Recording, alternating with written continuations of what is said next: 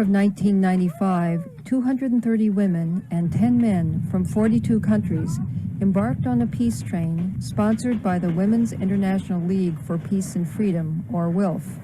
Starting in Helsinki, Finland, the train stopped in 7 cities on its way to the UN Fourth World Conference on Women in Beijing, China. Our goal was to meet with women, to bring all of our messages to the conference, and to emphasize the importance of peace in achieving the other 2 goals of the conference, equality and development.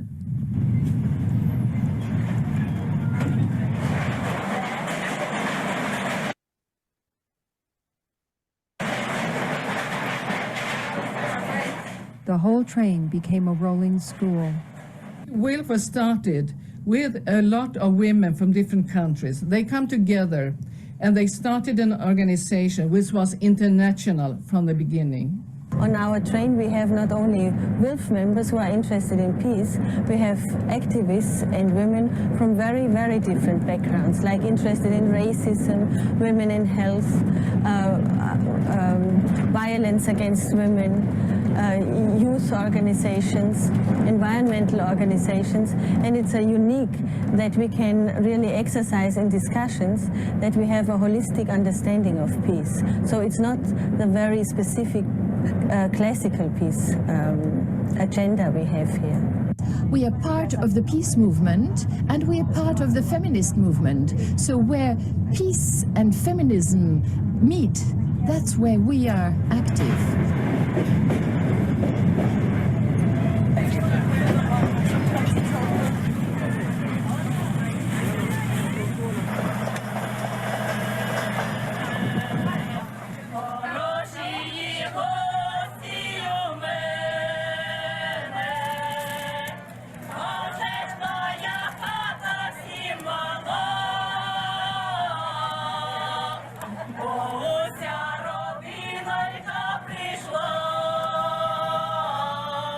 The Ukrainian people continue to suffer from the Chernobyl nuclear tragedy of 1986.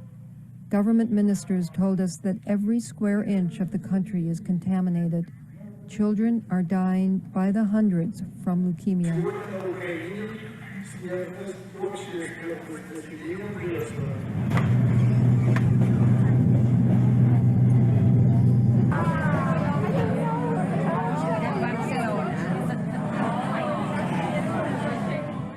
In Bucharest, we saw the palace built by Nicolae Ceausescu during the later years of his dictatorship.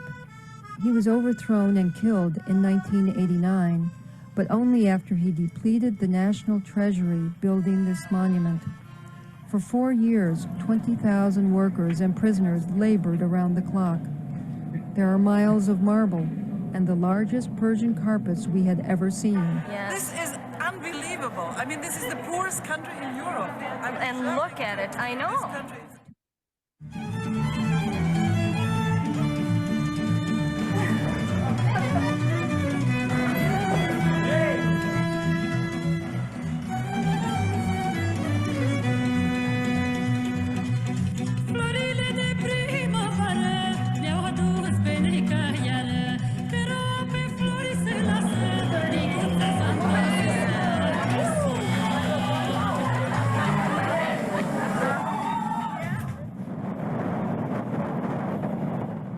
What we want to do today is look at the rise of fascism, show the connections between fascism and bigotry, show how all of these movements in America and Europe, how all of this interconnect and how it links together.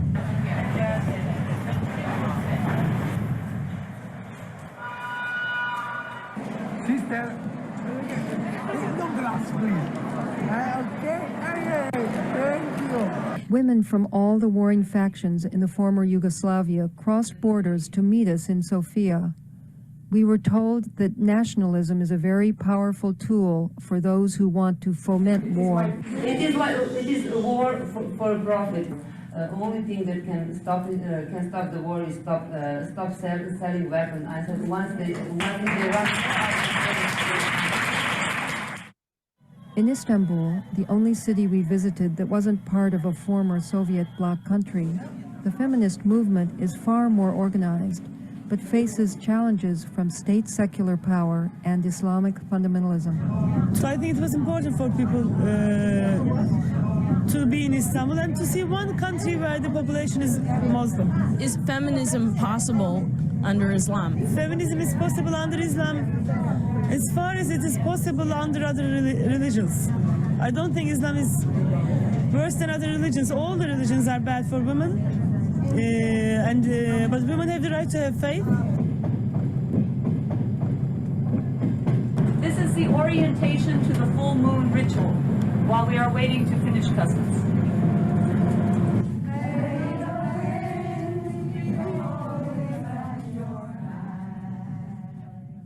Sometimes the goddess is the light, and sometimes the goddess is the dark.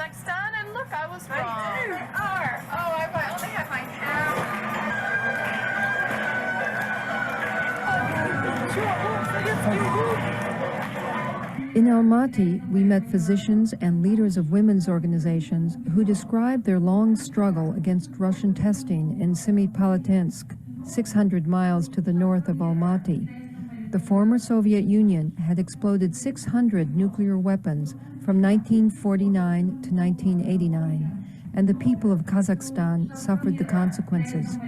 Now they are facing fallout from Chinese nuclear tests at Lapnur. They asked us to carry a message to Beijing: halt all nuclear testing. And it means that all women who are now going to Beijing to participate in the World Congress on Women will do their utmost to close this Lapnur nuclear test ground in China.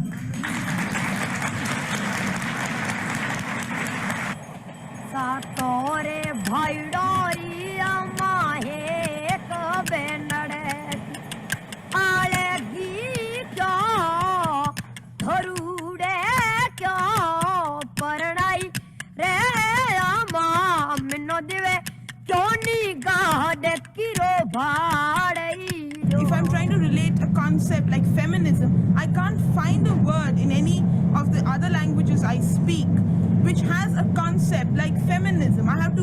We keep hunting for words, for feminism, for empowerment, for race, for class.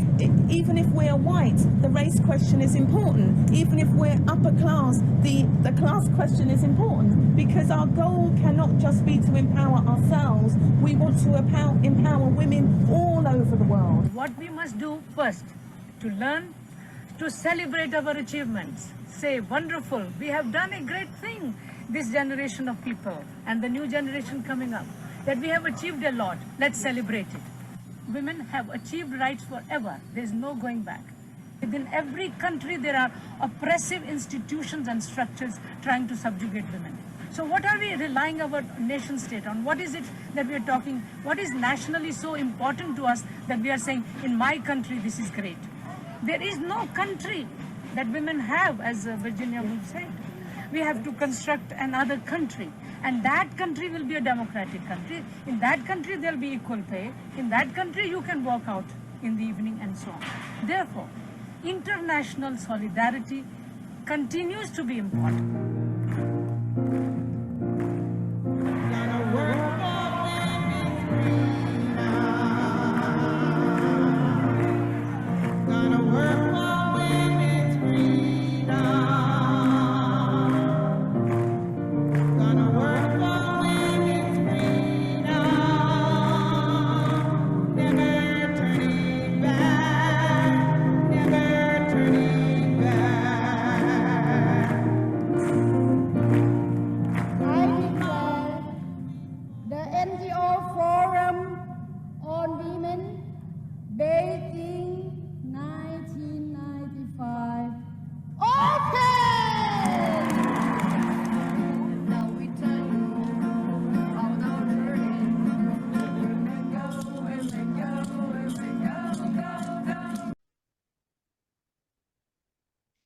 And you have to realize that all those women are now 30 years older. And some of them, of course, are dead. Wangari Maathai has died. The Indian woman, she's still out and strong, I think, and I'm still there. And you're still here, and it's a wonderful, wonderful film, just amazing. How long ago did you make it?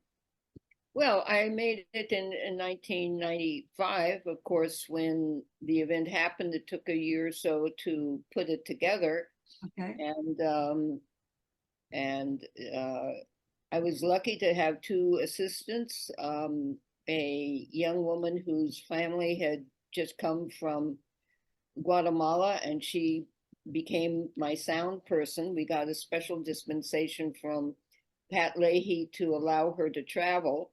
And then Mei Ying Welch was the my assistant camera person, and she was terrific. She would always sort of go backstage or find the people who were in the corners complaining about things, and then she would film them. So she's gone on to quite a career and is working for Al Jazeera and made a film about Bahrain that was excellent.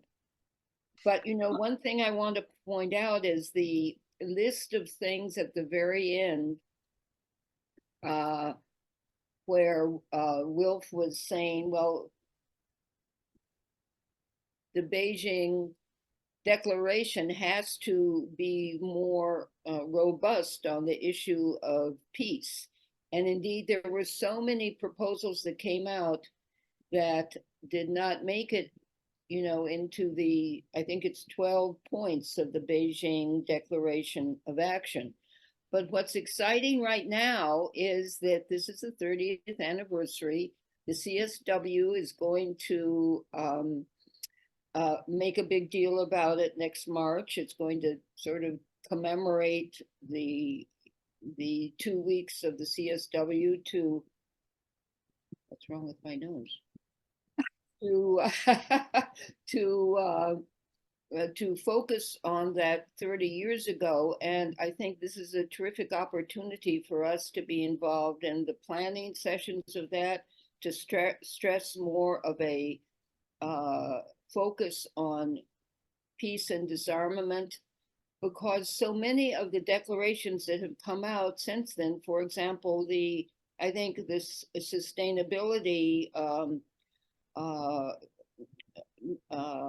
resolutions, and there are 17 of them, I believe, don't really focus on peace and disarmament. They talk about there should be peace societies. Does anyone else know more about the sustainability decisions or points? I do have to leave, but before I leave, Robin, I want to say, at one point I was brought to tears by this film. You know, I've all of my lifetime heard about the famous, I'm getting choked up just talking and thinking about it, of the famous Beijing conference. And now to see what it was like, whoa, it must have been fabulous to be there. And you have caught the essence of the whole thing in a wonderful, wonderful way. So thank you very much for doing that. I personally believe that back when, that was how many years ago, whatever? 30. 30 years ago. 30 years ago, the conditions were not right for really getting a peace treaty. I believe we can get a global peace treaty that would be a foundation for lots and lots of other things. But the time is right now. And that's what my work is all about. I believe the time is right. We have a window of opportunity. And if we act now, not talk some more, but if we act now, we can really change history. But anyway, I do have to run, but thank you. I'm so glad I stumbled into seeing this movie. It was wonderful. Thank you, Judith. That's wonderful. And let's Judith, save the chat before you go, because I put the link to the film into the chat. So okay, thank you. Now, Jan was holding up the Sustainable Development Goals, and which one is committed to peace? Nancy has her hand raised. And how does it, can you read it? Yes, it's just number 16 is peace, justice, and strong institutions. That's Yeah. the way it's phrased. I mean, it doesn't say anything about war or disarmament. That's No, it doesn't. well, the Beijing 12 points comes closer to that, and I think we need to stress that these declarations that come out that leave out war and militarism are leaving out the greatest cause of violence in the world. I mean, we know that, but apparently the people who make these declarations don't know it. So we have a job for the next year until the CSW in March in New York. So I hope you'll all be there. So Nancy Price and Randy Hicks, in that order, have their hands raised. Would you like to take some questions? Hi, thanks. Well, every time I look at this film, I just wish that I'd been on that train and gone to the Beijing meeting. But I want to emphasize that, for example, Sustainable Development Goal 6 is water and sanitation. A number of those goals, we have to be very careful that the corporations who have now claimed that they're stakeholders and that they have a position or a right to be at the table in all of the discussions and negotiations around the Sustainable Development Goals, that we have to be very careful that they don't push governments and countries to fund, for example, the human right to water and sanitation, that they in fact get a slice of the pie, that they in fact become the private sector that helps fund and helps improve and build or rebuild water and sanitation infrastructure, that state countries are not burdened with more debt. So it's really important to, become a bit activist in understanding how any of these sustainable development goals are going to be accomplished. So tomorrow, Friday, at 7 o'clock, we have a very good presentation from Food and Water Watch and from the Blue Communities Project that will address some of these issues. So I hope to see you tomorrow at 7 o'clock Eastern Time. Thanks very much. Wow. Okay. So Randy? Okay, so I thought this was a good film too, but one of the things I think we missed on it was the fact is how much money do people get for weapons of war? You think about that. You think about how much Raytheon gets, how much Boeing gets. They're using Boeing equipment to kill Palestinians. I was thinking about that since we're a peace organization, I was thinking maybe somewhere along the way that we might take a look at what's the cost.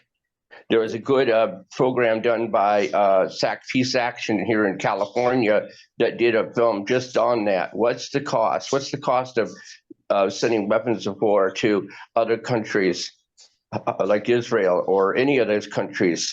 And plus, Taiwan is trying to hold on to their sovereignty as China is trying to go after them. There's all these little things that are happening, and we, in the United States, unfortunately, are one of the biggest weapons makers of war, and that's what it really comes down to. Yeah. And so, if you get a chance to see that film, it's called "What's the Cost?" What's the cost in the United States? It's great for stockholders, but it's not great for America, and it's not great for the environment. Mm-hmm. Yeah, and the point. There's another series called Merchants of Death, which I've been following. Have any of you tuned into that? It's a series of, it's a tribunal, the Merchants of Death Tribunal. And they've been coming out with videos of different countries of what happened to Syria, that the bombing of Mosul. We forget about this incredible destruction of cities that is going on in these wars. And so there will be a tribunal, and after that, I don't know exactly how that's going to devolve, but certainly watching these videos is wonderful. There's Kim is there. You want to ask a question? I did. First of all, I'm so impressed. The video was well done. I don't know if you're a trained filmmaker or if that was just, you know, something that you wanted to do because you were there and saw the story. But it was really good. What I have a question about is whether or not, I don't know, it really resonated with me what the woman said when she said, we're spending so many resources to be on this train and to get to this convening. And the question is, was it worth it? Should these resources be used in another way?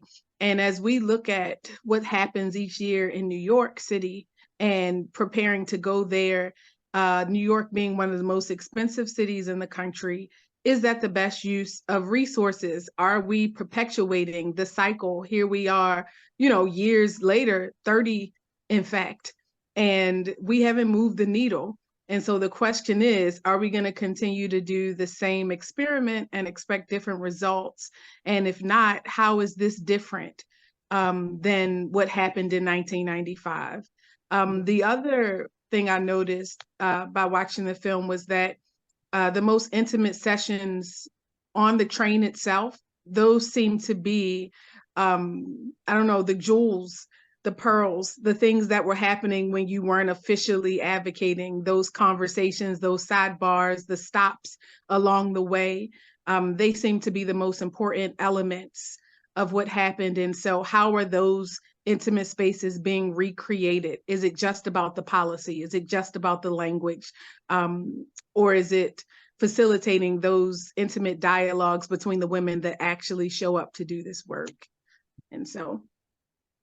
Wow. Well, I mean, right now, of course, our whole Congress is on Zoom, and so we're not spending money to see each other, and I really regret that. I mean, there is something that comes from face-to-face contact. The Commission on the Status of Women has always been a face-to-face thing at the United Nations. What I wish is that WILPF had a stronger New York City branch that could host people in their homes so that people who come will not have to carry the burden of lodging.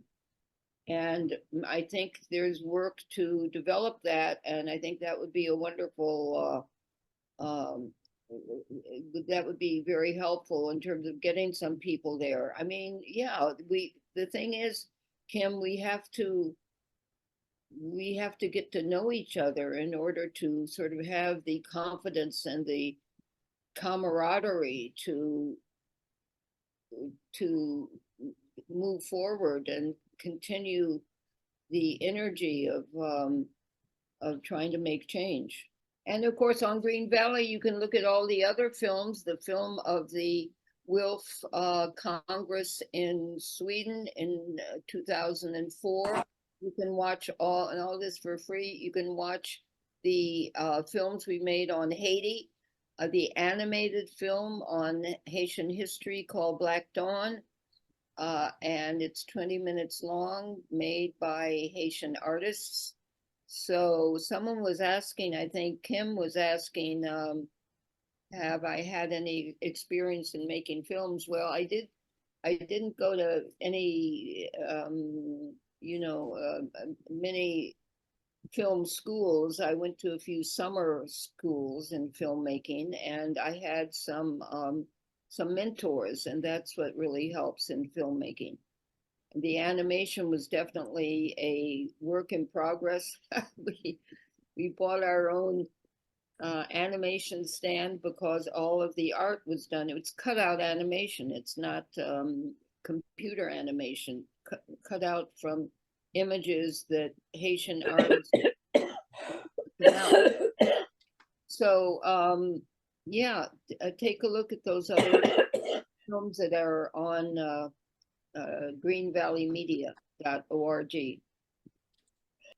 Well, Kim had raised the question of, are these resources worth it to get everything together to go to some place to meet one another?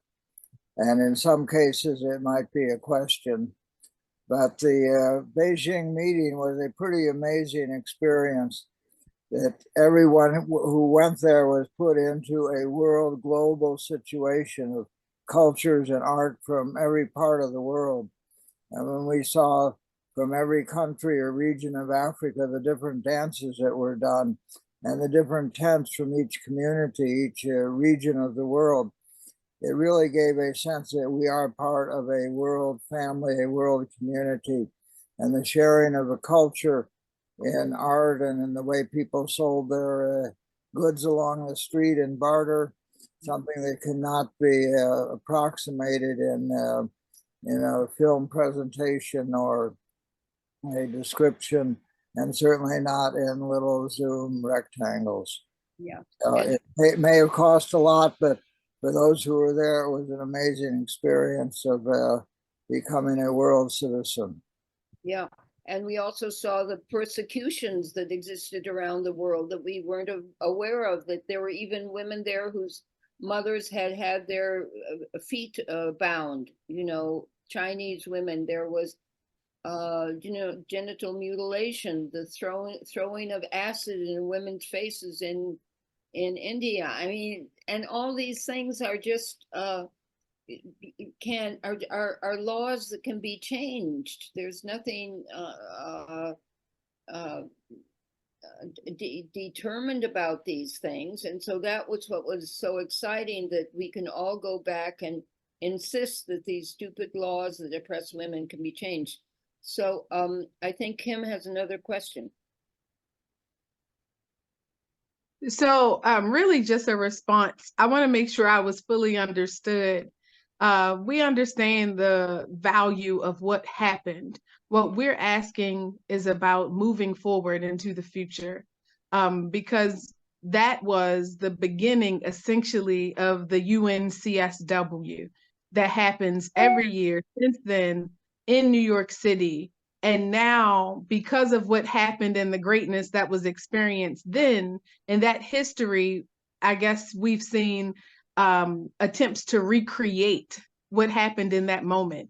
And the question is recreating what happened in that moment going to happen with the current model where WILPF USA goes to the UNCSW each year? Is that the best use of resources?